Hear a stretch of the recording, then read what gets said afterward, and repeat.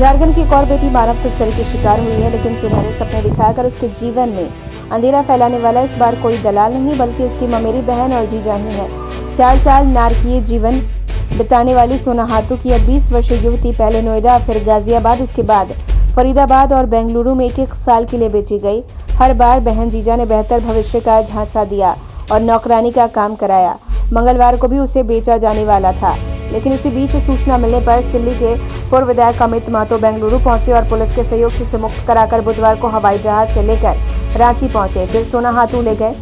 इसके बाद उसके माता पिता को सौंप दिया। दरअसल पीड़िता की ममेरी बहन सिमडेगा निवासी रीना किरकेट्टा और उसके पति ने यह सब जाल रचा। इनके खिलाफ प्राथमिकी दर्ज कराने की तैयारी चल रही है। पीड़िता ने बताया कि उसकी ममेरी बहनोई उसे 25,000 रुपए की नौकरी दिलाने का झांसा देकर दिल्ली ले गए। विश्वास में लेकर दोनों नोएडा के एक घर में ले गए। नौकरी पक्की होने की बात कह वहीं छोड़ दिया। बाद में घर मालिक ने बताया कि उसे 1 साल के लिए बेचा गया है, अब नौकरानी का काम करना है। उसे विश्वास नहीं हुआ। 1 साल बाद अचानक दोनों पहुंचे और अच्छी नौकरी की बात कह गाजियाबाद ले गए। वहां भी उससे घरेलू काम कराया गया। वहां 1 साल बीतने पर फिर उसे हरियाणा और फरीदाबाद में ले जाकर बेच दिया।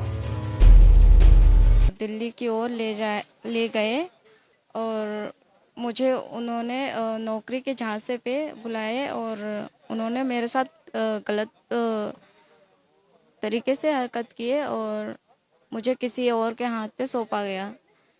और मुझे सबसे पहले हरियाणा भेजा गया, वहाँ से दिल्ली से हरियाणा भेजा गया। फिर हरियाणा में मैं कुछ साल थी। उसके बाद फिर मुझे नोएडा भेजा गया।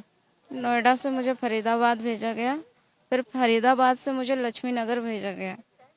फिर वहाँ से मुझे कुछ साल बाद 2-3 साल बाद मुझे फिर बेंगलुरु भेजा गया। फिर मुझे यकीन नहीं हो रहा था कि मैं यहाँ घर पे अपने परिवार से मिल पाऊंगी।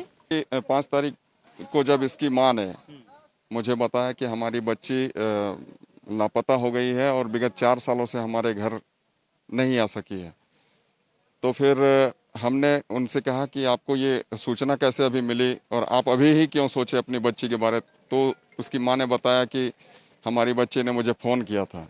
तो हमने फिर उस नंबर पर जब डायल किया इसे तो पता चला कि ये बेंगलुरु में है।